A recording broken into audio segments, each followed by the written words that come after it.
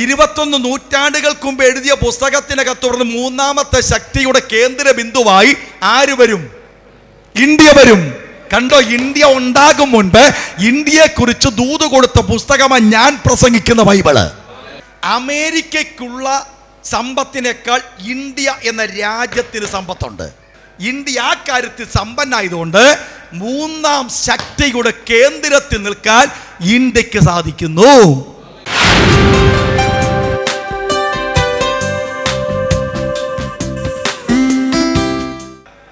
രണ്ടാമത്തെ മറ്റൊരു കുതിര. ആ കുതിര എന്താണ്? ചുമന്ന കുതിര. വെള്ളക്കുതിരയിൽ വരുന്നു. കൊടി വെള്ള, നിറം വെള്ള, അവരുടെ സ്വഭാവം വെള്ള, എല്ലാം വെള്ള. രണ്ടാം കുതിര എങ്ങനെയാ? കൊടി ചുമപ്പ്, നിറം ചുവപ്പ്. അതാരാ? മംഗോളിയൻസ്. മംഗോളിയൻസിനെ അറിയാമോ? മുടി വരെ ചുമന്നതാ, നിറവും ചുമന്നതാ. മംഗോളിയൻസ്, ചുമന്ന നിറം, ചുമന്ന കൊടി. ആ മംഗോളിയൻസിനെ ഒറ്റ വാക്കി പറഞ്ഞാൽ റഷ്യൻ ശക്തികളായി ഇന്ന് മാറിയേക്കുന്നത്. ഇടതുപക്ഷ സമ്മാക അവസ്ഥയിൽപ്പെട്ട സോഷ്യലിസ നിധിയിൽപ്പെട്ട ഒരു കൂട്ടം വ്യക്തികൾ. ആ രാജ്യങ്ങളെല്ലാം കൂടി ചേർന്നതിനെയാണ് ചുമന്ന കുതിര എന്ന് പറഞ്ഞേക്കുന്നത്. സംശയം തീർക്കാൻ സെക്കരിയ പ്രവാചക പുസ്തകം എടുത്തേ. സെക്കരിയ പ്രവചനം 1-ാം അധ്യായത്തിന് 8-ാം വാക്യം മുതൽ വായിച്ചേ. ഇസ്രായേൽ ബന്ധത്തിൽ സംസാരിക്കുമ്പോൾ സെക്കരിയാവ് നിമിത്തമായി ദൈവാത്മാവ് പറയുന്ന ദൂത് കേട്ടോ. വായിക്ക സെക്കരിയ പ്രവചനം 1-ാം അധ്യായം 8-ാം വാക്യം മുതൽ. ഞാൻ രാത്രിയിൽ മോളെ സ്പീഡ് വായിച്ചേ. ചുവന്ന കുതിരപ്പുറത്ത് കയറിയിരിക്കുന്ന ഒരു പുരുഷനെ കണ്ടു. അവൻ ചോലയിലെ കൊഴുത്തുകളുടെ ഇടയിൽ നിന്നു. കേട്ടോ കേട്ടോ കേട്ടോ, ജോലി ചെയ്യുന്ന കൂട്ടം, ജോലിക്കാരായ കൂട്ടം. എന്താ ചുമന്ന കൊടിയുടെ പിൻപിലെ മുദ്രാവാക്യം? നിങ്ങൾക്കെല്ലാം അറിയാവുന്ന മുദ്രാവാക്യമാ. ചുമന്ന കൊടിയുടെ കീഴിലെ മുദ്രാവാക്യം. ഇനി ചുമന്ന കുതിരയെ വിളിക്കുന്നതാരാ? രണ്ടാമത്തെ ജീവി. രണ്ടാമത്തെ ജീവി ഏതാ? കാളയ്ക്ക് സാദൃശ്യം. കാള എന്തിന്റെ അടയാളമാ? ചുമട്ടുകാരന്റെ അടയാളം, ജോലിക്കാരന്റെ അടയാളം, സോഷ്യലിസത്തിന്റെ അടയാളം. അതുകൊണ്ടാണ് അവരെ മുദ്രാവാക്യത്തിൽ സാധന വിളിക്കുന്നത്.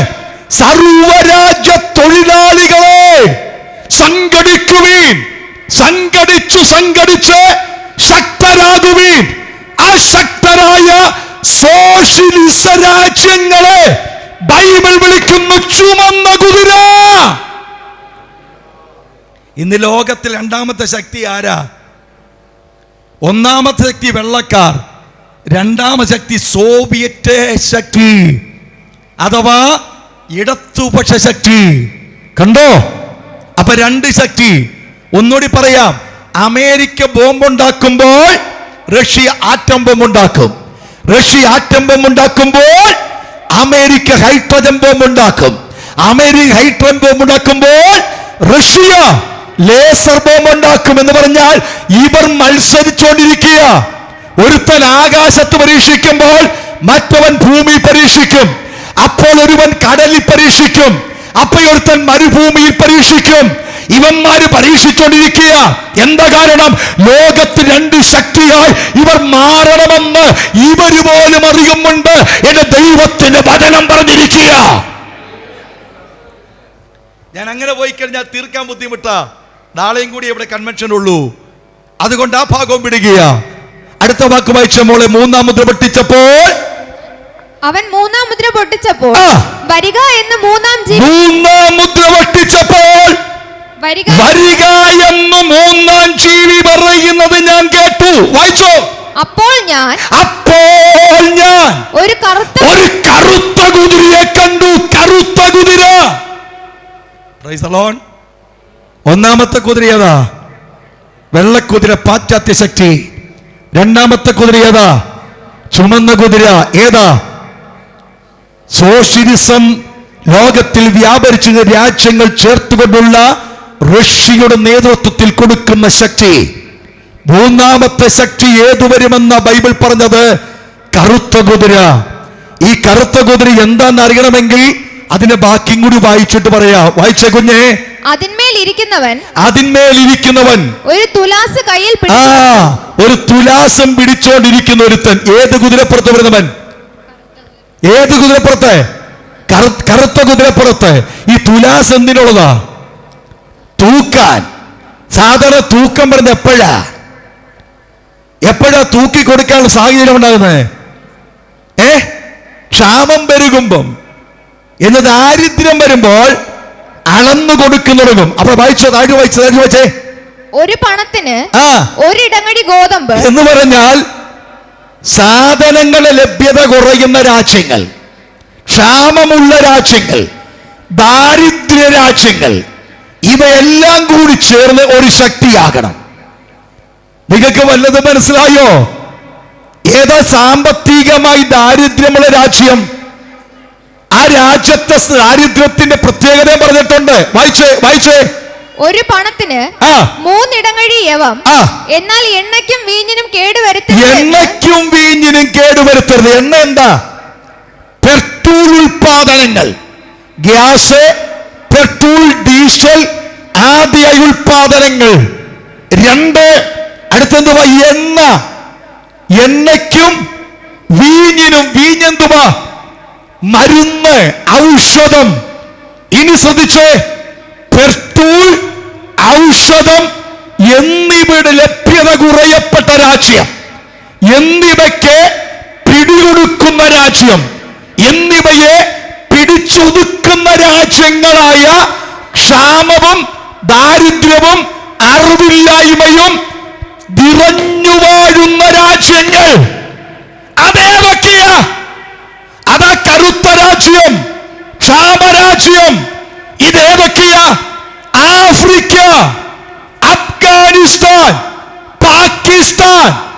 എന്തിന്? നമ്മുടെ ഇന്ത്യ. Price the Lord. അപ്പൊ നിങ്ങൾ പറയും ഇന്ത്യ ദാരിദ്ര്യ രാജ്യമാണോ? ഈ ദാരിദ്ര്യം എന്ന് പറഞ്ഞാലേ 10 നില വീടുള്ള രാജ്യമെല്ലാം കോടീശ്വര രാജ്യം എന്നുള്ളതല്ല. ഈ പറയപ്പെട്ട സാധനങ്ങൾക്ക് ദാരിദ്ര്യമുള്ള രാജ്യം. ഇവിടെ സത്യം പറഞ്ഞാൽ ദാരിദ്ര്യം ഇല്ലാത്ത എന്തിനാ ഉള്ളത്? ഇവിടെ ഉള്ളത് എന്താ ഉള്ളത്? ഒന്ന് ചിന്തിച്ചു നോക്കിക്കേ. പെട്രോൾ നമ്മൾ ഇന്ത്യയിൽ നിന്ന് ശ്രീലങ്കയ്ക്ക് കൊടുക്കുക എത്ര രൂപയ്ക്കാണെന്നറിയാവോ? 45 രൂപയ്ക്ക്. ഇവിടെ നിന്ന് കയറ്റി അങ്ങോട്ട് കൊടുക്കുന്ന 45-ന് നമുക്ക് എത്രയ്ക്കാണ് കിട്ടുന്നത്? 115. കണ്ടോ? നമ്മൾ അങ്ങോട്ട് 40-ന് കൊടുക്കുന്നു, നമുക്കിവിടെ കിട്ടണമെങ്കിൽ 115 രൂപ ഇല്ലേ? കണ്ടോ മാറ്റം? കണ്ടോ? നമ്മൾ ദരിദ്രരാജ്യമല്ല എന്ന് പറയുമ്പോഴും നമ്മൾ പലതിനും ദരിദ്രമാണ്. നിങ്ങൾക്കറിയില്ല കേട്ടോ, അറിവിൽ ഇത്രയും ദാരിദ്ര്യമുള്ള രാജ്യങ്ങളുടെ കൂട്ടത്തിൽ ഇന്ത്യ വരാൻ കാര്യമെന്നാ? കേരളത്തിൽ അറിവുണ്ട്, തമിഴ്നാട്ടിലും അറിവുള്ളവരുണ്ട്. നോർത്ത് ഇന്ത്യ ചെന്ന് നോക്കണം, ഒട്ടുമുക്കാലും പേർക്ക് അറിവില്ല. നേതാവ് പറയും വെട്ടാൻ പറഞ്ഞാൽ വെട്ടും, തട്ടാൻ പറഞ്ഞാൽ തട്ടും. അതുകൊണ്ട് കഴിഞ്ഞ ദിവസം ഞാൻ ഇവിടെ പറഞ്ഞു, ഒരു നോർത്ത് ഇന്ത്യ ചെന്നിട്ട് ഒരു ഉപദേശി ചുമ്മാ നിന്നാ മതി, ഒരുത്തൻ വന്ന് ഒറ്റയടി, പിന്നെ വരുന്നവനൊക്കെ അടിക്കാൻ തുടങ്ങും. എന്തിനാ അടിച്ച്? അവൻ അടിച്ചു ഞാനും അടിച്ചു, അവൻ അടിച്ചു ഞാനും അടിച്ചു. ഒരെണ്ണത്തിന് വിദ്യാഭ്യാസം ഇല്ല. 100 രൂപ കൊടുത്താൽ മതി, ആർക്കു വേണേലും കുത്തിയിട്ട് കൊടുക്കും. 100 രൂപ കൊടുത്താൽ മതി. അവിടുത്തെ പോലീസിനെ പോയി നോക്കണം, തെറ്റിയിരിക്കട്ടോ. ഏത് ശിക്ഷ ചെയ്ത് നമ്മളങ്ങോട്ട് പോകുമ്പോഴും വണ്ടി ഓടിക്കുക ഹെൽമെറ്റ് ഇല്ലെങ്കിൽ. ഈ നോർത്ത് ഇന്ത്യയിലൊക്കെ നിങ്ങളെ ഒറീസയിലൊക്കെ ഒന്ന് പോയി നോക്കണം കേട്ടോ. വല്ലപ്പോഴൊക്കെ ഒന്ന് പോകണ കാശ് മുടക്കി പോയി കണ്ടിട്ട് വാ. ഒറീസയിലൊക്കെ പോയി കഴിഞ്ഞാലേ പോയിട്ടുള്ളവർക്കറിയാം, അവിടുത്തെ വണ്ടിക്ക് ലൈറ്റ് ഒന്നും വേണ്ട, പോലീസ് പിടിക്കത്തില്ല. അനേക വണ്ടി പോകുന്ന ബമ്പറൊക്കെ ഇളക്കിക്കൊണ്ട റോട്ടിൽ കൂടി ഒരഞ്ഞോണ്ട. ഇനി അതിനൊക്കെ രസം സ്കൂട്ടറെ പോകുന്ന എത്ര പേരെന്നറിയാവോ? ഇവിടെ 3 പേര് കയറിയാൽ പെറ്റി. അവിടെ ഒരു സ്കൂട്ടർ ഏറ്റവും കുറഞ്ഞു പോകുന്ന 7 പേരാ. 7 പേര്. മുൻപിൽ ഒരു 3 പിള്ളേര്, അതിൻ്റെ ഇപ്പുറത്ത് ഭാര്യ, അതിൻ്റെ ഇടയ്ക്ക് ഭർത്താവ്, അതിൻ്റെ പുറകോട്ട് 2 എണ്ണം, ഒക്കുമെങ്കിൽ 1 എണ്ണം മടിയിലും. എന്നിട്ട് ഈ 2 സൈഡിലും വീട്ടിലേക്കുള്ള മൊത്തം സാധനം കെട്ടി തൂക്കിയിട്ടേക്കുക. പിടിക്കൂല. പിടിച്ചിട്ട് എന്ത് ഗുണം?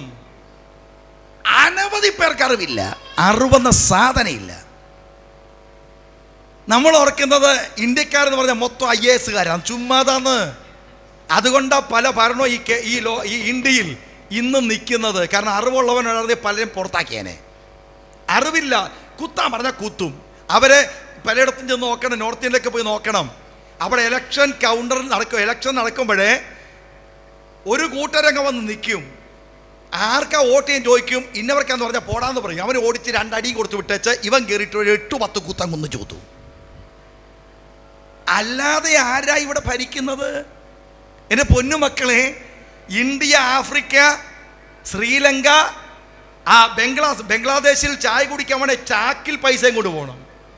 ചാക്കിൽ അവിടെ പൈസ എന്ന് പറഞ്ഞാൽ ചാക്കിലാണ് കൊണ്ട് നടക്കുന്നത്. എന്ന് പറഞ്ഞാൽ നമ്മൾ പേഴ്സി വെക്കുന്നതിന് പകരം അവർ കയ്യിൽ തൂക്കിക്കൊണ്ടാണ് പൈസയും കൊണ്ട് പോകുന്നത്. കാരണം ഒരു കെട്ട് കൊടുത്താൽ ഒരു ചായ കിട്ടത്തുള്ളൂ. പൈസയ്ക്ക് മൂല്യമില്ല. ദാരിദ്ര്യരാജ്യം, ദാരിദ്ര്യമായത്. എന്നാൽ ഇതിനകത്ത് സമ്പന്നരാന്നറിയാവോ?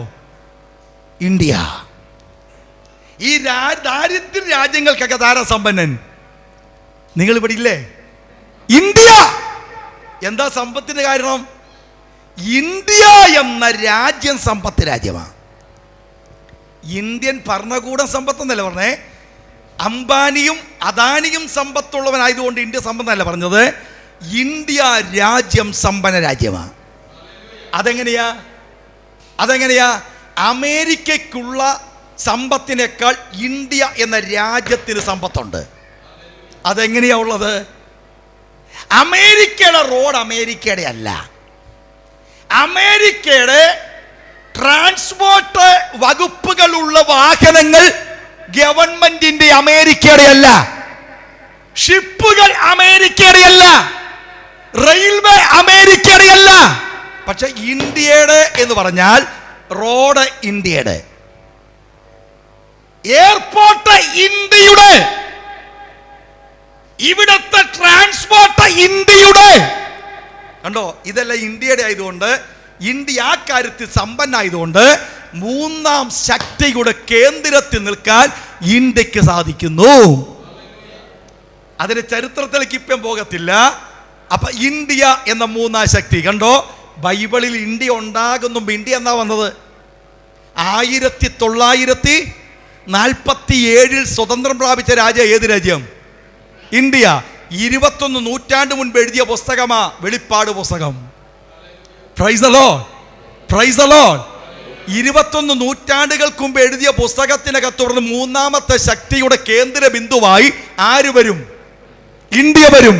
കണ്ടോ? ഇന്ത്യ ഉണ്ടാകും മുൻപ് ഇന്ത്യയെ കുറിച്ച് ദൂത് കൊടുത്ത പുസ്തകമാണ് ഞാൻ പ്രസംഗിക്കുന്ന ബൈബിള്. Price the Lord. ഇനി ആ ഭാഗവും പിടിക്കുക. നാലാമത്തെ ശക്തി ആരാ? നാലാം മുദ്ര പൊട്ടിച്ചപ്പോൾ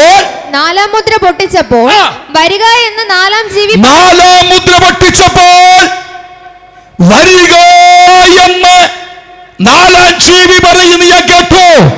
ആരാ നാലാം ജീവി?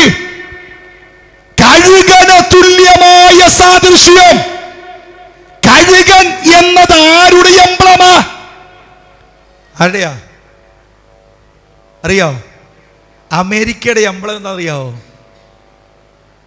കഴുകൻ ചിറക. ഈ കഴുകൻ ചിറക് എവിടെ നിന്ന് പറഞ്ഞതാ? ബ്രിട്ടനിൽ നിന്ന് പറഞ്ഞു പോയതാ. അപ്പൊ കഴുകൻ എന്ന് അമേരിക്ക വിളിക്കുന്നു. വരിക. വിളിച്ചപ്പോ വന്നതാരാ? വായിക്കു കുഞ്ഞേ. അപ്പോൾ ഞാൻ മഞ്ഞ നിറമുള്ള ഒരു കുതിര. ഏത് നിറമാ? നിറത്തെ കുറിച്ച് അറിയാവുന്നവർക്കറിയാം. നിറത്തെക്കുറിച്ച് മഞ്ഞ എന്ന കളർ വരണമെങ്കിൽ ഏത് കളറ് വിളറണം എന്നറിയാമോ? അറിയാം? പച്ച കളർ വിളറി വരുമ്പോൾ കിട്ടുന്ന നിറമാണ് മഞ്ഞ നിറം. Price the Lord. ഈ നിറങ്ങൾ തമ്മിലുള്ള അർത്ഥം അറിയണമെങ്കിൽ അതിന്റെ താഴോട്ടിങ് വായിച്ചാൽ മതി. ഇവരാരൊക്കെയാന്ന് അപ്പേ അറിയാം. വായിച്ചേ. അതിന്മേൽ ഇരിക്കുന്നവന് മരണമെന്ന് പേർ. അതിന്മേലിരിക്കുന്നവന് മരണമെന്ന് പേർ. പാതാളം അവനെ പിന്തുടർന്നു. വായിച്ചോ. അവർക്ക് വാളുകൊണ്ടും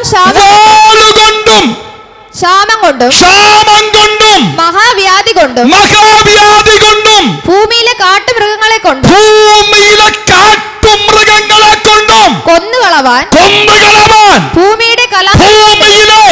കാലാശത്തിന്മേൽ കാലാശത്തിന്മേൽ അധികാരം ലഭിച്ചു. അധികാരം ലഭിച്ചു. കാലാശത്തിന്മേൽ അധികാരം ലഭിക്കുന്ന ഈ കൂട്ടരാരാ?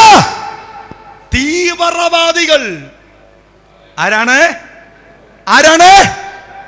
അപ്പൊ ബൈബിളിൽ 21 നൂറ്റാണ്ടുകൾക്ക് മുൻപേ പറഞ്ഞേക്കുന്നു ഈ ലോകത്തിൽ എന്തു വരുകോന്ന്.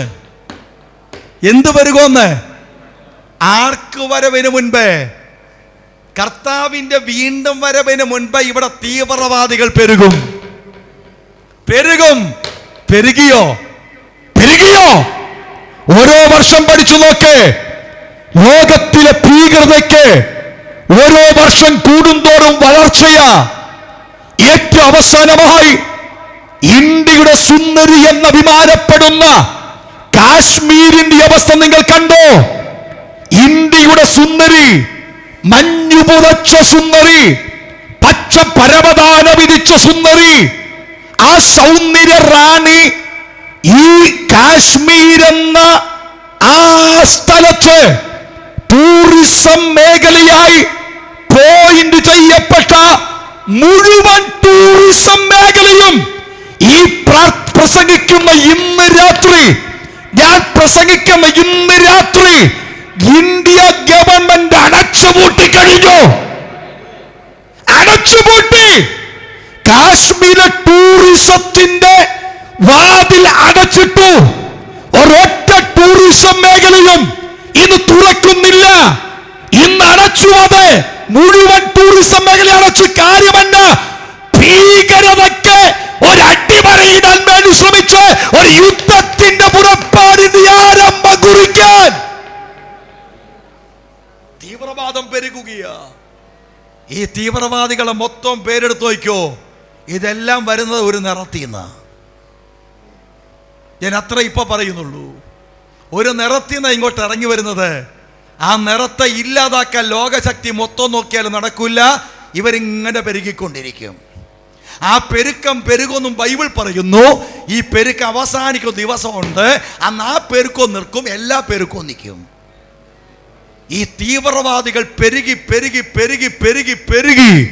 അതിന് അത്യുച്ച കോടിയിലെത്തുമ്പോൾ പ്രൈസ് ദി ലോർഡ്, ഈ 4 ശക്തികൾ ഭൂമിയിൽ ബലപ്പെട്ട് കഴിയുമ്പോൾ സംഭവിക്കുന്ന സംഭവമാണ് യേശുവിന്റെ മടങ്ങി വരവ്. Price the lord. ഞാൻ ഒന്നുകൂടി പറഞ്ഞ ഭാഗം ഇപ്പം നിർത്താം എന്ന് പറഞ്ഞാൽ, ഇപ്പം നിർത്തും എന്ന് പറഞ്ഞാൽ ഒരു അരമണിക്കൂർ കഴിഞ്ഞിട്ട് നിർത്താം. ആ നിർത്തുന്ന മുമ്പ് ഒരു കാര്യം പറയാം.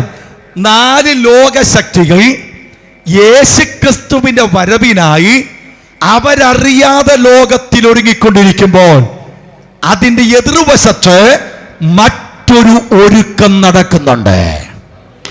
Price the Lord. ഇനി നമ്മുടെ വിഷയത്തിന്റെ കാതലായ ഭാഗം. മറ്റൊരു ഒരുക്കം നടക്കുന്നുണ്ട്. ഏതാണ് ആ ഒരുക്കം? കാന്തയുടെ ഒരുക്കം. Price the Lord. കാന്തയുടെ ഒരുക്കം. ഏതാണ് കാന്തയുടെ ഒരുക്കം? വായിക്കാം. വെളിപ്പാട് പുസ്തകം 19-ാം അധ്യായം അതിന്റെ രണ്ടാമത്തെ വാക്യം മുതൽ. വേശ്യാവൃത്തി കൊണ്ട് ഭൂമിയെ വഷളാക്കിയ മഹാവേശ്യയ്ക്ക് അവൻ ശിക്ഷ വിധിച്ചു. തന്റെ ദാസന്മാരുടെ രക്തം. 9-ാം വാക്യം മുതൽ സോറി 8-ാം വാക്യം മുതൽ. അവൾക്ക് ശുദ്ധവും ശുഭ്രവുമായ. അതൊന്നുകൂടി മനസ്സിലാക്കാൻ വേണ്ടിയിട്ട് 6-ാം വാക്യം മുതൽ വായിച്ചു. 6-ാം വാക്യം മുതൽ. അപ്പോൾ വലിയ പുരുഷാരത്തിന്റെ ഘോഷം പോലെയും പെരുവെള്ളത്തിന്റെ ഇരച്ചിൽ പോലെയും തകർത്ത ഇടിമുഴക്കം പോലെയും ഞാൻ കേട്ടത്. Hallelujah, hallelujah. ഒന്ന് പറഞ്ഞേ, ഹല്ലേലൂയ. പോലെ കേട്ടത്. വായിച്ചോ. സർവശക്തിയുള്ള നമ്മുടെ ദൈവമായ കർത്താവ് രാജത്വം ഏറ്റിരിക്കുന്നു. അടുത്തത് നാം സന്തോഷിച്ച് ഉല്ലസിച്ച് അവന് മഹത്വം കൊടുക്കാം. അടുത്തത് കുഞ്ഞാടിന്റെ കല്യാണം വന്നുവല്ലോ.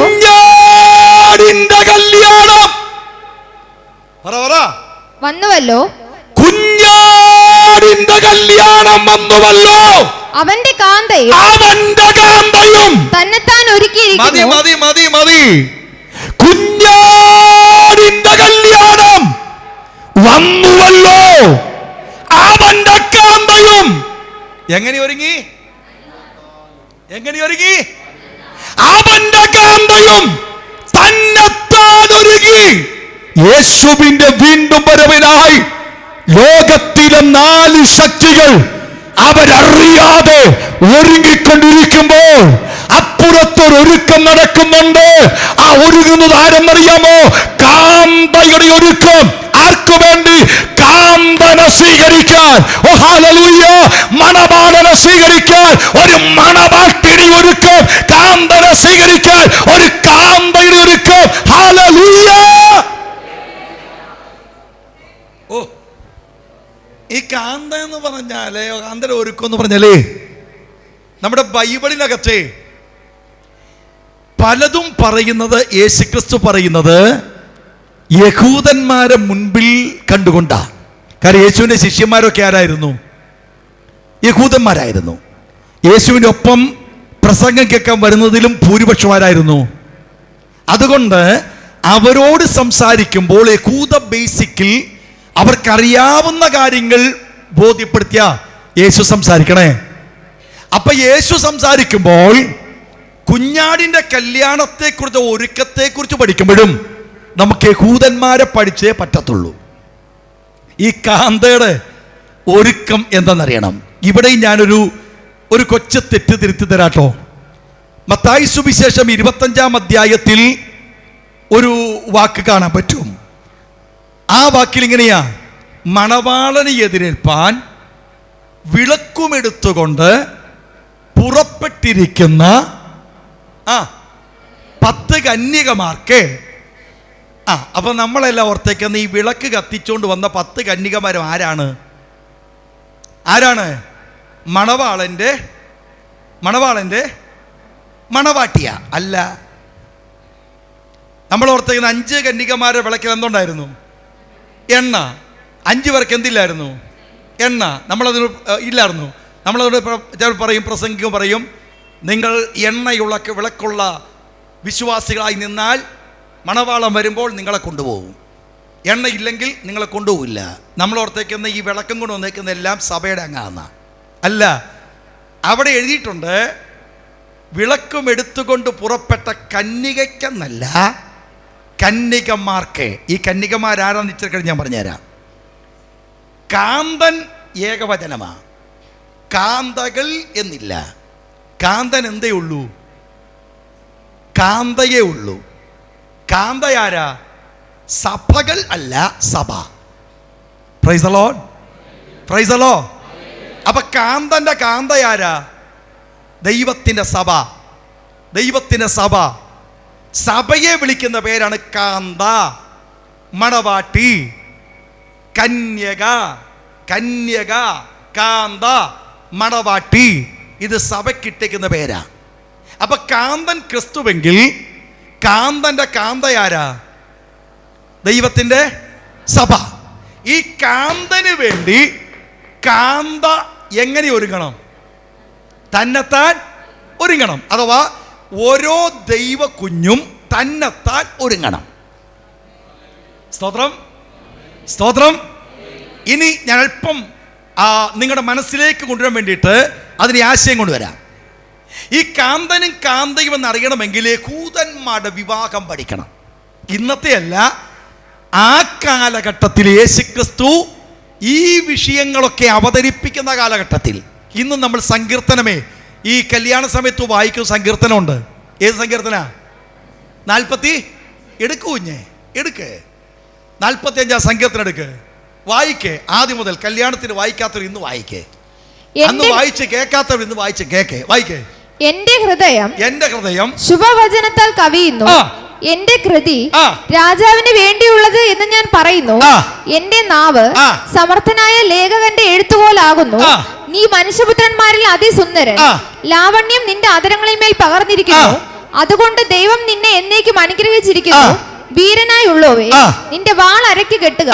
നിന്റെ തേജസ്സും നിന്റെ മഹിമയും തന്നെ. സത്യവും സൗമ്യതയും നീതിയും പാലിക്കേണ്ടതിന് നീ മഹിമയോടെ കൃതാർത്ഥനായി വാഹനമേറി എഴുന്നള്ളുക. നിന്റെ വലം കൈ ഭയങ്കര കാര്യങ്ങളെ നിനക്ക് ഉപദേശിച്ചു തരുമാറാകട്ടെ. നിന്റെ അസ്ത്രങ്ങൾ ആ. മൂർച്ചയുള്ളവയാകുന്നു. ആ. ജാതികൾ നിന്റെ കീഴിൽ വീഴുന്നു. രാജാവിന്റെ ശത്രുക്കളുടെ നെഞ്ചത്ത് അവ തറയ്ക്കുന്നു. ആ. ദൈവമേ, ആ. നിന്റെ സിംഹാസനം എന്നും എന്നേക്കും ഉള്ളതാകുന്നു. നിന്റെ രാജ്യത്തിന്റെ ചെങ്കോൽ നീതിയുള്ള ചെങ്കോലാകുന്നു. നീ നീതിയെ ഇഷ്ടപ്പെട്ട് ആ. ദുഷ്ടതയെ ദ്വേഷിക്കുന്നു. ആ. അതുകൊണ്ട് ദൈവം, ആ. നിന്റെ ദൈവം തന്നെ ആ. നിന്റെ കൂട്ടുകാരിൽ പരമായി ആ. നിന്നെ ആനന്ദ തൈലം കൊണ്ട് അഭിഷേകം ചെയ്തിരിക്കുന്നു. നിന്റെ വസ്ത്രമെല്ലാം മൂറും ചന്ദനവും ലവംഗവും കൊണ്ട് സുഗന്ധമാകപ്പെട്ടിരിക്കുന്നു. അടുത്തത്, ദന്തമന്ദിരങ്ങളിൽ നിന്ന് ആ. കമ്പിനാദം നിന്നെ സന്തോഷിപ്പിക്കുന്നു. ആ. നിന്റെ സ്ത്രീ രത്നങ്ങളുടെ കൂട്ടത്തിൽ രാജകുമാരികളുണ്ട്. ഇവർ രണ്ടു പദപ്രയോഗം നിങ്ങൾ ശ്രദ്ധിച്ചെങ്കിൽ മനസ്സിലായി കാണും. ഒന്ന്, രാജാവെന്ന വാക്ക്. രണ്ട്, ശ്രീരത്നങ്ങളുടെ കൂട്ടത്തിൽ രാജകുമാരികളുണ്ട്. അടുത്ത വാക്ക്, നിന്റെ വലത്തുഭാഗത്ത്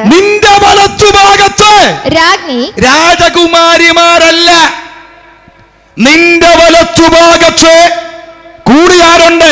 രാജ്ഞി. രാജകുമാരിമാരുണ്ട്.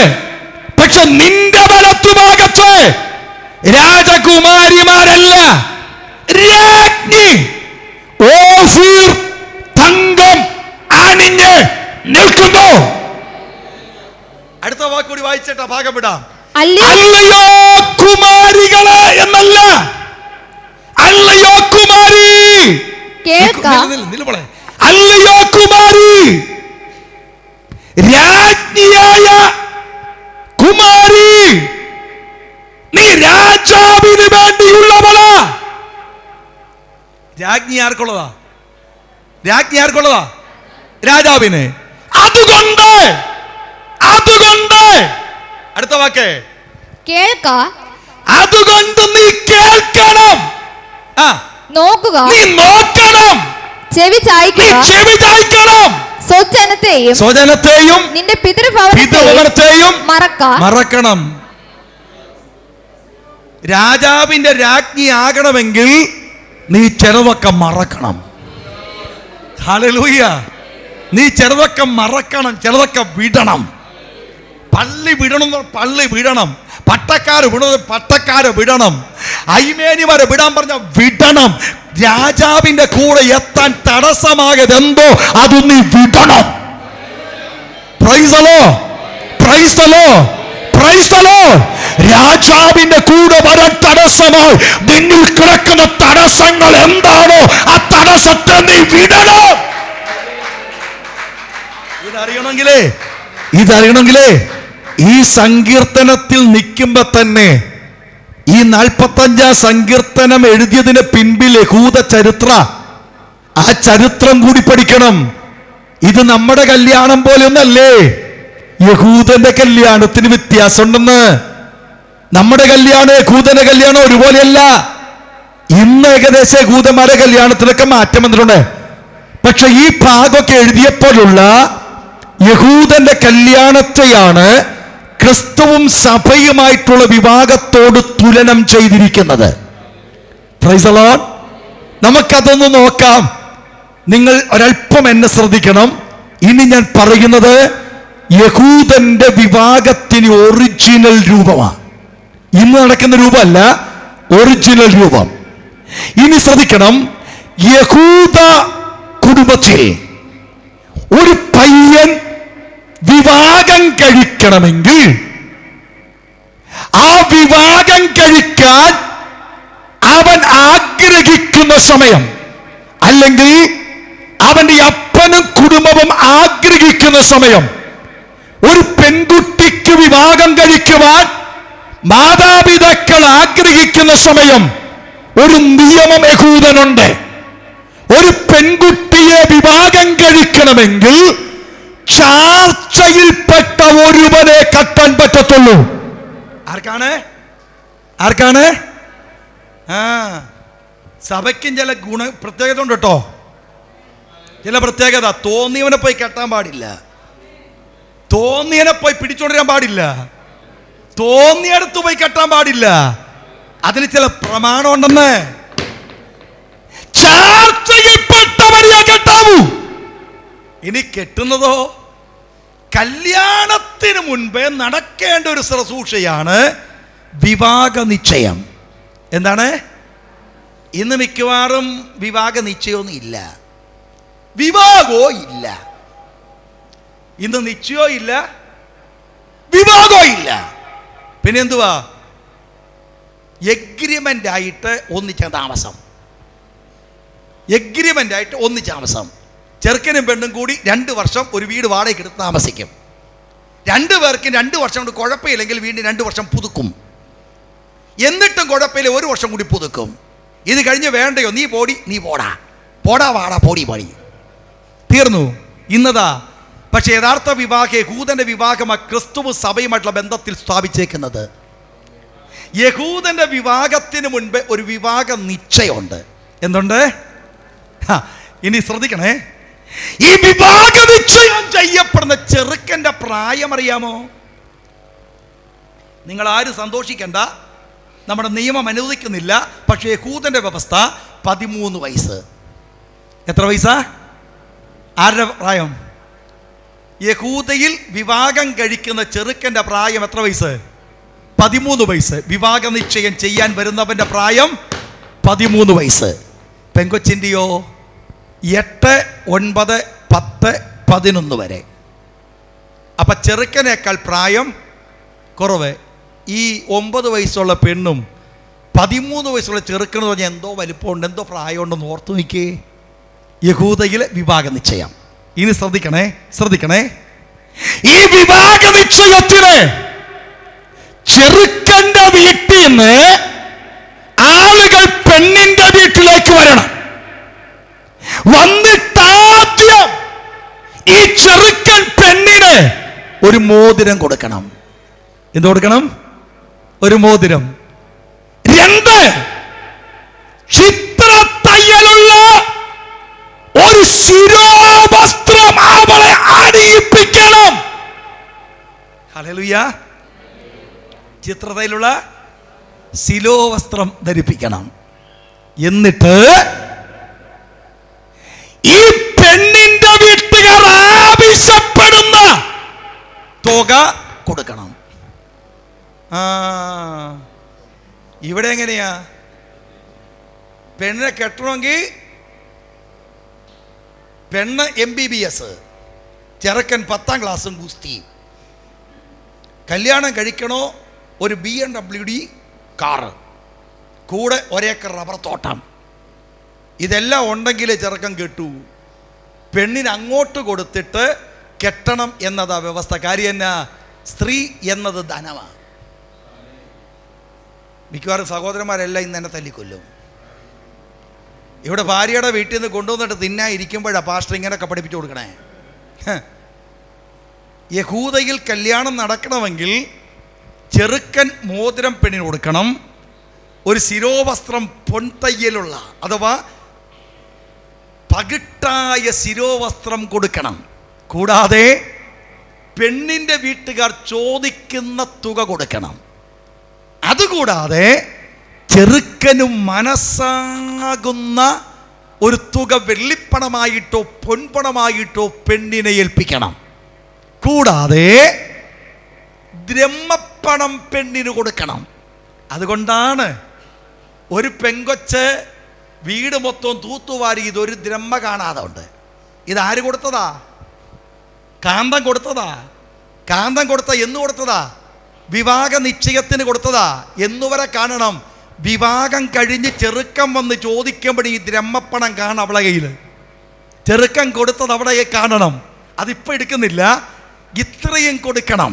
കൊടുത്തിട്ട് സദ്യ ഉണ്ടിട്ട് ചെറുക്കം പോണം. ഇതിൻ്റെ പേരാ ഉറപ്പ്.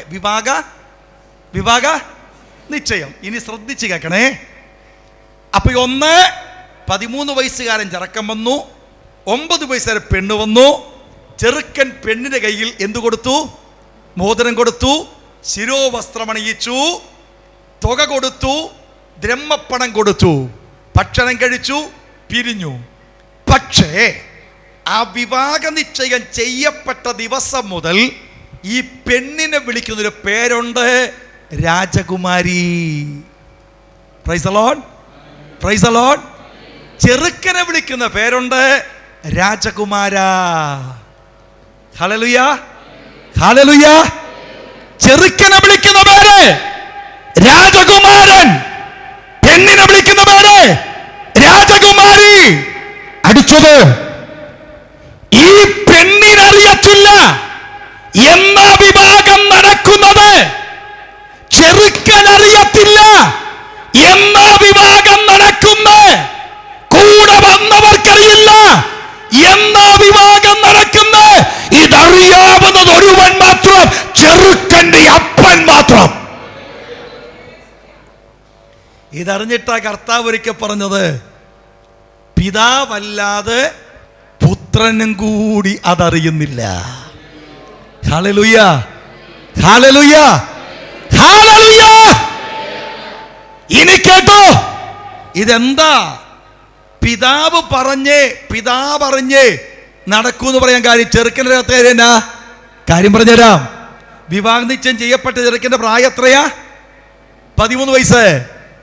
ഈ ചെറുക്കൻ ഈ പെണ്ണിനെ കെട്ടണമെങ്കിൽ മോതിരം കൊടുത്തു, ശിരോവസ്ത്രം കൊടുത്തു, പണം കൊടുത്തു, എല്ലാം കൊടുത്തു. കെട്ടാൻ പറ്റില്ല. കെട്ടണമെങ്കിൽ ഈ ചെറുക്കനും ഈ പെണ്ണിനും അഥവാ കാന്തനും കാന്തയ്ക്കും ഒന്നിച്ച് താമസിക്കാൻ ഒരു ഭവനം ഈ ചെറുക്കൻ പണിയണം. Price the lord, praise the Lord. ഇന്ന് ആൺപിള്ളേർ പറയും എനിക്ക് കെട്ടണം. ചില കെട്ടണമെന്ന് പറയൂല, ഒന്നിനെ വിളിച്ചോണെങ്കിൽ പോരും.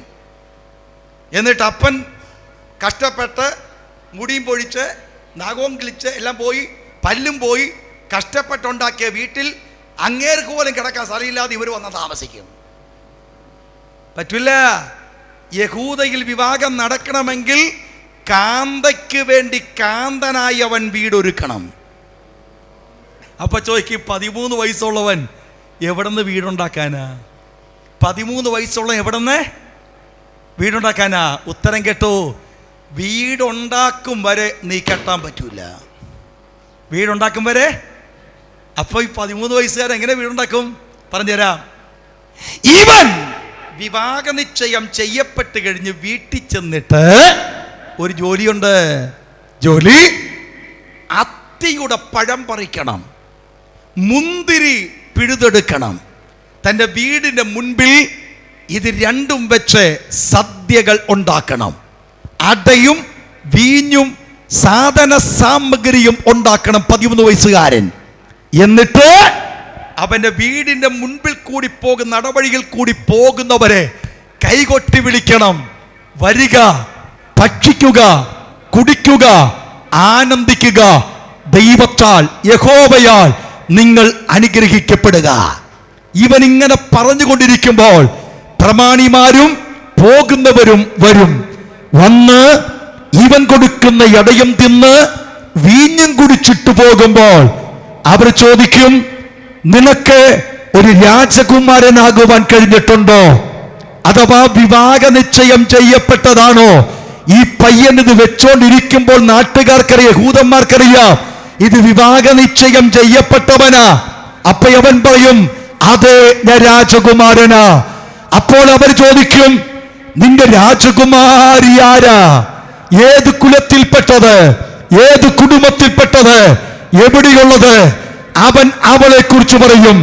ഈ വരുന്ന വ്യക്തി അവന്റെ കൈവശം ഒരു തുക കൊടുത്തിട്ട് പറയും, യഹോവയാൽ അവളും നീയും അനുഗ്രഹിക്കപ്പെടട്ടെ. ഇത് പറഞ്ഞു കഴിയുമ്പോൾ അവർ പോകും. ഓരോരുത്തരും വരും, ഇതുപോലെ ചെയ്യും. ഈ കിട്ടുന്ന പണം ഇവൻ നേരെ അമ്മയുടെ അടുക്കൽ ഇവൻ കൊണ്ടുവന്ന് കൊടുക്കും. അമ്മയോട് പറയും, അമ്മ, ഞാൻ കച്ചവടം ചെയ്ത് കിട്ടിയതാ, ഇത് എനിക്ക് ലഭിച്ചതാ. അമ്മ പറയും, മോനെ, നീ വിവാഹ നിശ്ചയം ചെയ്യപ്പെട്ട രാജകുമാരനാ. നിന്നെ പ്രതീക്ഷിച്ചുകൊണ്ട് കാത്തിരിക്കുന്ന ഒരു രാജകുമാരിയുണ്ട്. ആ രാജകുമാരി നിന്റെ ഒപ്പം താമസിക്കുവാൻ കഴിയേണ്ടതിന് നീ ഒരു ഭവനം പണിയണം. ഭവനം പണിയാൻ കഴിഞ്ഞില്ലെങ്കിൽ നമ്മുടെ വീടിനോട് ചേർന്ന് അവൾക്ക് പാർക്കാനും നിനക്ക് പാർക്കാനും കഴിയത്തക്ക വിധം ഒരു റൂമേ പണിയണം. അതിന് ഈ പണം നിന്റെ അപ്പന്റെ കയ്യിൽ കൊണ്ട് കൊടുക്ക്. ഇവനോ ശേഖരിക്കുന്ന പണം പിതാവ് കൈവശപ്പെടുത്തി വെച്ചിട്ട് ഇവൻ കൊടുക്കുന്നതിന്റെ 10ഉം 20ഉം മടങ്ങ് പിതാവ് ഇട്ടിട്ട് ഒരു ഭവനം പൂർത്തിയാക്കും. ഇനി പിറകോട്ട് വരാം. ഈ സമയത്ത് പെൺകുട്ടിയുടെ വീട്ടിലെ വിഷയം എന്താ? വിഷയം മോതിരമിട്ട, ശിരോവസ്ത്രം ധരിച്ച, ബ്രഹ്മപ്പണം കിട്ടിയ ഈ പെൺകുട്ടി 9 വയസ്സുകാരി ഓരോ ദിവസം രാവിലെ എഴുന്നേൽക്കും മുൻപ് അവൾ ഈ അപ്പനും അമ്മയും എഴുന്നേറ്റ് വരും. ദൈവത്താൽ യഹോവയാൽ അനുഗ്രഹങ്ങൾ കൊടുത്തിട്ട് ഈ പെൺകുട്ടിയെ വിളിച്ചെഴുന്നേൽപ്പിക്കും. എഴുന്നേൽപ്പിച്ചിട്ട് പറയും, നിന്റെ കാന്തൻ ഇന്ന് വരുവാൻ സാധ്യതയുണ്ട് എന്ന് പറയുമ്പോൾ അമ്മയുടെ കയ്യിൽ ചിത്രത്തയ്യലുള്ള ഒരു വിശേഷ വസ്ത്രം കാണും. എന്നിട്ട് പറയും, ഈ വസ്ത്രം നീ ശുദ്ധിയായി ഉടുത്തൊരുങ്ങി നിൽക്ക. ഒരു പക്ഷേ ഇന്ന് നിന്റെ കാന്തൻ നിന്നെ കെട്ടാൻ വരും. ഒന്നുകൂടി ശ്രദ്ധിക്കണം. അമ്മയ്ക്കറിയില്ല എന്ന് വരുമെന്ന്. എന്നാൽ ഓരോ ദിവസവും ഈ പെൺകുട്ടി ഒരുങ്ങണം. ഓരോ ദിവസവും കാന്തനെ പ്രതീക്ഷിച്ച് കാത്തിരിക്കണം. അത് കേട്ടിട്ടാണ്, അത് കണ്ടിട്ടാണ് പാട്ടുകാരൻ പാടിയിട്ടുണ്ട്. മക്കളെ അറിയാമെങ്കിൽ ആ പാട്ടൊന്ന് പാടണം. കുറുകി ഞരങ്ങി കാത്തിരിക്കും കുറുംപ്രാവേ. അറിയാമോ പാട്ട്? ഒന്ന് പാടുമോനെ. എനിക്ക് തുടങ്ങണമെന്ന് ആഗ്രഹമുണ്ട്. പക്ഷേ ഈ പ്രസംഗം കഴിഞ്ഞിട്ട് തുടങ്ങിക്കഴിഞ്ഞാൽ പാറപ്പുറത്ത് ചിരട്ട ഉരച്ച പോലെ ഇരിക്കും. ആ പാട്ട് എഴുതിയവർ എന്നെ അടിക്കും. അതുകൊണ്ടാണ് ഇവരോടത് പാടാൻ പറഞ്ഞത്.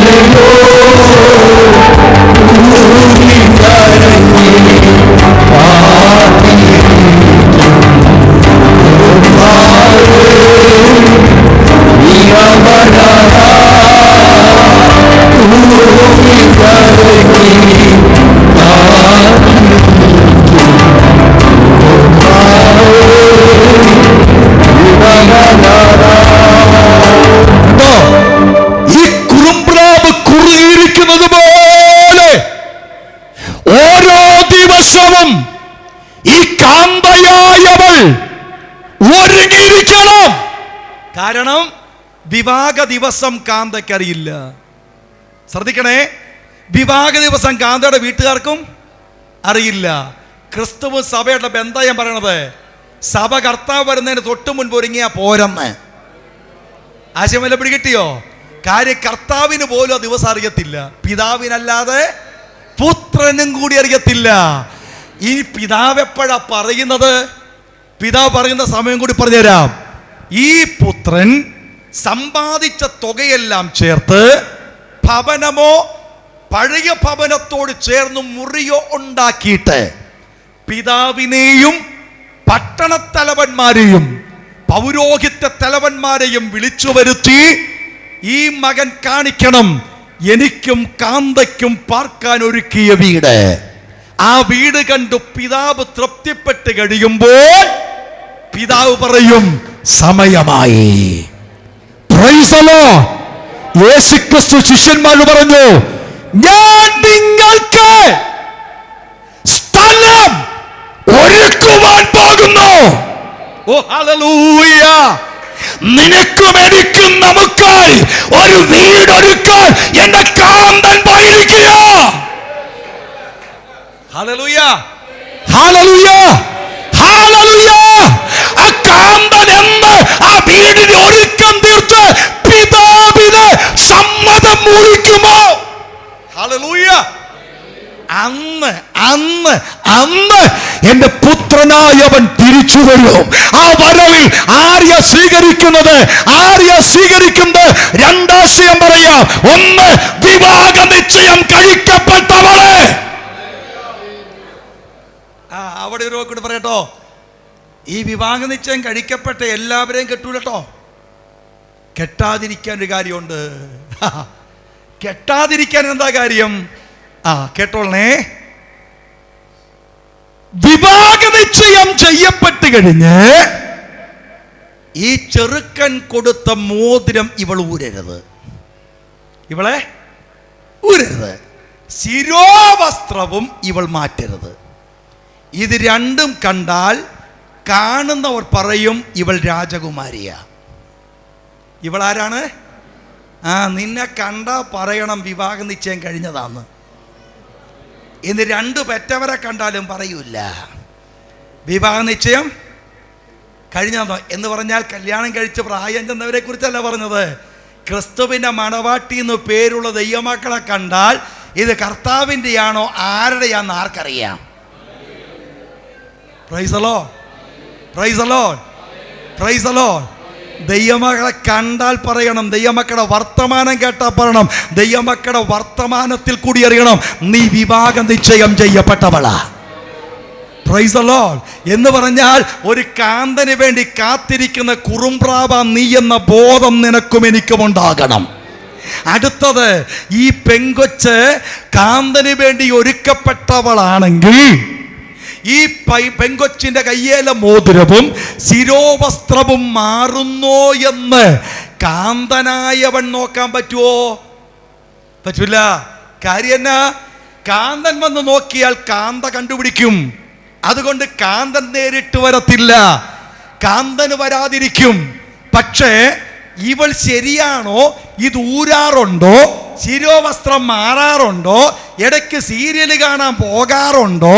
ഇടയ്ക്ക് സിനിമാ തിയേറ്ററിൽ കയറാറുണ്ടോ? ഇടയ്ക്ക് കഞ്ചാവടിക്കാറുണ്ടോ?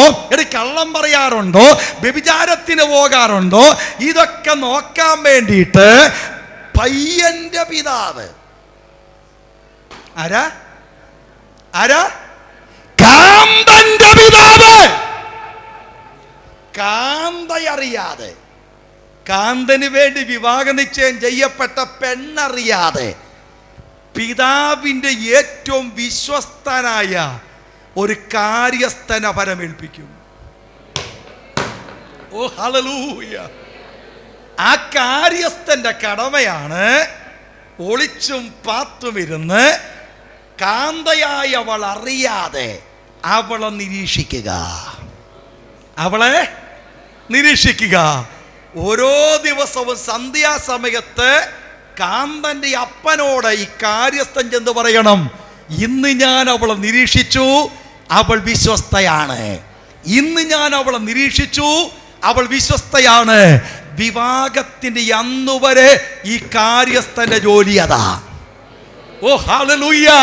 ദൈവത്തിന്റെ സഭയായ കാന്തയ്ക്ക് കാന്തനായി നിൽക്കുന്ന ക്രിസ്തു, ആ ക്രിസ്തു ഭവനം പണിയാൻ പോയപ്പോൾ പിതാവായവൻ, കാന്തന്റെ അപ്പനായവൻ, പിതാവായവൻ ഈ കാന്തയെ നിരീക്ഷിക്കാൻ ഒരു കാര്യസ്ഥനെയാക്കിയിട്ടുണ്ട്. ആരാണ് ആ കാര്യസ്ഥൻ? അവന്റെ പേരാണ് പരിശുദ്ധയാത്മാവ്. Praise the lord. Praise the lord. കുഞ്ഞ്, നീയും ഞാനും അറിയാതെ ഒരു കണ്ണെന്നെ കാണുന്നുണ്ട്, ഒരു ചെവി എന്നെ കേൾക്കുന്നുണ്ട്. അതാരെന്നറിയാമോ? പരിശുദ്ധയാത്മാവെന്ന കാര്യസ്ഥൻ. ഹല്ലേലൂയ. ഓർത്തോളം, നീ ഇരിക്കുന്നതും എഴുന്നേൽക്കുന്നതും കിടക്കുന്നതും നടക്കുന്നതും ദൂരത്തു നിന്നവൻ അറിയുന്നു. ഹല്ലേലൂയ. ഇത് വല്ലതും പഠിക്കണം ദൈവവചനത്തിൽ കൂടി. കല്യാണം കഴിക്കാന്ന് പറഞ്ഞങ്ങ് ചെന്നാ പോരെ, കെട്ടു നടക്കില്ല. ജൂതന്റെ വിവാഹത്തിന്റെ തെളിവാക്കി എടുത്തുകൊണ്ട് കാന്തൻ പറയുക, ഞാൻ നിന്നെ വേളി കഴിക്കണമെങ്കിൽ വിവാഹ നിശ്ചയം ചെയ്യപ്പെട്ട അന്നു മുതൽ വിവാഹം നടക്കുന്ന അന്നു വരെ നീ പരിശുദ്ധാത്മാവിന്റെ കാര്യസ്ഥന് വിധേയപ്പെട്ടുവെന്ന ബോധത്തോടെ വിശ്വസ്തയോടെ ജീവിക്കണം. ഹല്ലേലൂയ. മാനസാന്തരപ്പെട്ട് യേശുവിനെ കർത്താവെന്ന് ഹൃദയത്തിൽ വിശ്വസിച്ച് വാഗൊണ്ട് ഏറ്റുപറയുന്ന ആ നിമിഷം നിന്റെ മേലണിയിക്കുന്ന ഒരു മോതിരമുണ്ട്. അതിന് വരെ വീണ്ടെടുപ്പിന്റെ മോതിരം. Price the Lord. നിന്നെ അണിയിക്കുന്ന ഒരു വസ്ത്രമുണ്ട്. അതിന് വരെ രക്ഷാവസ്ത്രം. ഇത് രണ്ടും നീ ഊരി മാറ്റരുത്. ഇത് രണ്ടും നീ ഊരിക്കളയരുത്. സമയം വരുമ്പോൾ ഇട്ടോളാമെന്ന് പറഞ്ഞുകൊണ്ട് നീ രക്ഷാവസ്ത്രം ഊരരുത്. സമയം വരുമ്പോൾ ഇട്ടോളാമെന്ന് പറഞ്ഞുകൊണ്ട് നീ കൃപയുടെ വസ്ത്രം ഊരരുത്. സമയം വരുമ്പോൾ ഇട്ടോളാമെന്ന് പറഞ്ഞുകൊണ്ട് നീ വിശ്വാസത്തിന്റെ വസ്ത്രം ഊരരുത്. ആ വസ്ത്രം ഊരരുത്. ഇട്ട അന്നു മുതൽ കാന്തൻ മടങ്ങി വരുന്ന അന്നു വരെ ഈ വസ്ത്രം നിന്നിൽ കാണണം. ഹല്ലേലൂയ. ഹല്ലേലൂയ. ഇന്ന് അനേക ദൈവമക്കളെ കാണണമെങ്കിൽ ദൈവസഭ വന്നാൽ കാണാൻ പറ്റൂല. ദൈവസഭ വന്നാൽ കാണാൻ പറ്റൂല. മക്കളെ, ഞാൻ പറയുമ്പോൾ തെറ്റിദ്ധരിക്കരുത് കേട്ടോ. പിശാചെന്നവൻ തന്ത്രശാലിയാ. ആരാണ് തന്ത്രശാലി? ആ തന്ത്രശാലിയെ പിശാചിന്റെ ഏറ്റവും വലിയ പദ്ധതി എന്നറിയാമോ? ദൈവജനത്തെ ദൈവത്തെ ആരാധിപ്പിക്കാതെ മാറ്റുക. അതിനെന്താ തന്ത്രം? അതിന് പിശാച് നേരിട്ട് തന്ത്രം ചെയ്താൽ ഫലിക്കില്ല എന്ന് കണ്ടുകൊണ്ട് പിശാച് തന്ത്രം കേൾക്കണോ? ഒരു സഭയുടെ നട്ടെല്ലെന്ന് പറയുന്നത് കുട്ടികളാ. ആരാണ്? കുട്ടികളാ സഭയുടെ നട്ടല്.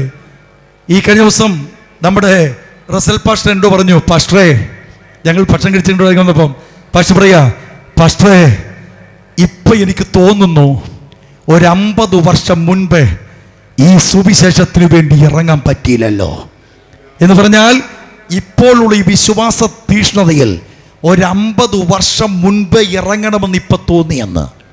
അതിൻ്റെ അർത്ഥം എന്നാ? തനിക്ക് തോന്നി ആ ചെറുപ്പത്തിൽ നിന്ന് ഇറങ്ങാൻ പറ്റിയിരുന്നെങ്കിൽ. കുഞ്ഞേ, ഒരു സഭയുടെ നട്ടല് കുഞ്ഞുങ്ങൾ എന്ന് പറയാൻ കാരണം ഞാനിനി എത്ര വർഷം കാണും, നിങ്ങളിൽ പലരും എത്ര വർഷം കാണും. എന്നാൽ ഒരു കുട്ടിക്ക് ആയുസ് കിട്ടിയാൽ എത്രയോ വർഷം ഇനിയുണ്ട്. അതിന് പിശാച് ചെയ്ത പ്രവർത്തി കേൾക്കണോ? ഇന്നത്തെ തലമുറയെ, യുവാക്കളെ, യുവതികളെ, കുഞ്ഞുങ്ങളെ ദൈവാലയത്തിൽ നിന്ന് അകറ്റിക്കളയുന്നു. ഞാൻ തമാശാക്കി പറയുന്നല്ല. അതിനെ അകറ്റാനായിട്ടുള്ള വഴി എന്താ? വഴി എഴുതി വെച്ചോ, നിങ്ങൾക്ക് മനസ്സിലാകും. ഇന്നത്തെ മുഴുവൻ ട്യൂഷനുകളും എന്നാ? ഞായറാഴ്ച. പിള്ളേരെ പഠിപ്പിക്കാൻ ട്യൂഷൻ നടക്കുന്ന മൊത്തം ഞായറാഴ്ച. കാര്യം എന്നാ? ഹോളിഡേ. ആരാ ഹോളിഡേ? ലോകത്തിന്റെ ഹോളിഡേ. ദൈവമക്കളുടെ ഡേ ഏതാ? ആരാധനാ ദിവസം. ആരാധന ദിവസം സ്കൂളിൽ പോകാനായിട്ട് പറഞ്ഞാൽ അപ്പനും അമ്മ എന്തോ പറയും? മോനെ പരീക്ഷയാ, നീ അത് പോയില്ലെങ്കിൽ തോക്കും. ആരാധനയ്ക്ക് പോയില്ലെങ്കിൽ കുഴപ്പമൊന്നുമില്ല, ഞാനും അപ്പനും കൂടി പോയി ആരാധിച്ചോളാം. ഞാനും അപ്പനും കൂടി പോയി ആരാധിച്ചോളാം. നമ്മൾ ഓർക്കുന്നത് മക്കൾക്ക് വേണ്ടി മാതാപിതാക്കൾ ആരാധിച്ചാൽ മക്കൾ ഗുണം പിടിക്കുമെന്ന്. ചുമ്മാതാ. പിടിക്കൂലെന്ന്. അതിന് ഈ ബൈബിളാ തെളിവ്. ഈ ബൈബിൾ അവനവന് വേണ്ട മന്ന അവനവൻ പെറുക്കണം. Praise the lord. Praise the lord. അപ്പൻ മക്കൾക്ക് വേണ്ടി പ്രാർത്ഥിച്ചാൽ ദൈവം പ്രവർത്തിക്കും. എപ്പോഴാ?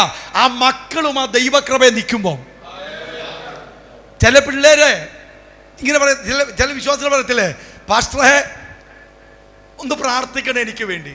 പിന്നെ ഈ പാസ്റ്റർമാരുടെ ജോലി അതായതുകൊണ്ട് ഞങ്ങൾ പറയും പ്രാർത്ഥിക്കാൻ പറഞ്ഞ ജീവൾ അവിടെ പോയി, ഇവള് കല്യാണത്തിന് പോയി. ഉപദേശിയുടെ ജോലി എന്തുവാ? കർത്താവേ ശോശാമ പോയ വഴിയെല്ലാം കാക്കണേ, ശോശാമയെ സൂക്ഷിക്കണേ, ശോശാമയെ പരിപാലിക്കണേ. പാസ്റ്റർ മുട്ടുകുത്തും, ശോശാമയോ 4 കൂട്ടം പായസം കൊട്ടി വെട്ടി വിഴുങ്ങിക്കൊണ്ടിരിക്കുക. എടി ശോശാമേ, നീയും മുട്ടുകുത്ത്, എന്നിട്ട് പ്രാർത്ഥിച്ചാലാ ഫലിക്കുന്നത്. Praise the lord, praise the lord. ഞാൻ പറയുന്നത് മനസ്സിലാക്കണം. കുഞ്ഞുങ്ങളെ സ്കൂളിലേക്ക് വിടുവാൻ ആവേശം കാണിക്കുന്ന മാതാപിതാക്കളെ, പോകാൻ ആഗ്രഹിക്കുന്ന മക്കളെ, അതിനേക്കാൾ ആവേശം കാണിക്കണം ഈ വചനം പഠിക്കാൻ. ഈ വചനം പഠിക്കാൻ. പിശാചിന്റെ തന്ത്രമാ ദൈവത്തിന്റെ വചനം നിന്റെ അകത്ത് കയറാതിരിക്കാൻ, നിന്നെ ഇതിന്ന് മാറ്റാൻ.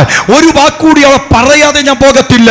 IAS പഠിക്കാൻ സ്പെഷ്യൽ ട്യൂഷൻ ഉണ്ടെങ്കിലും, ഡിപ്ലോമയ്ക്ക് പഠിക്കാൻ സ്പെഷ്യൽ ട്യൂഷൻ വെച്ചാലും, അത് ഞായറാഴ്ച വെച്ചാൽ നീ ഇങ്ങനെ ദൈവത്തോട്, ദൈവമേ അടുത്തയാഴ്ച എൻ്റെ 10th എക്സാമാ, ഈ സ്പെഷ്യൽ ട്യൂഷൻ വെച്ചേക്കുക, അതിന് ഞാൻ പോയില്ല എങ്കിൽ പരീക്ഷയ്ക്ക് മാർക്ക് കുറയാൻ സാധ്യതയുണ്ട്, പക്ഷെ എനിക്ക് ആരാധന അവിടേക്ക് പോകാൻ താല്പര്യമില്ല എന്ന് പ്രാർത്ഥിച്ചിട്ട് ആ സ്പെഷ്യൽ ട്യൂഷൻ മാറ്റിവെച്ച് നീ ആരാധനയ്ക്ക് വന്നു നോക്ക്.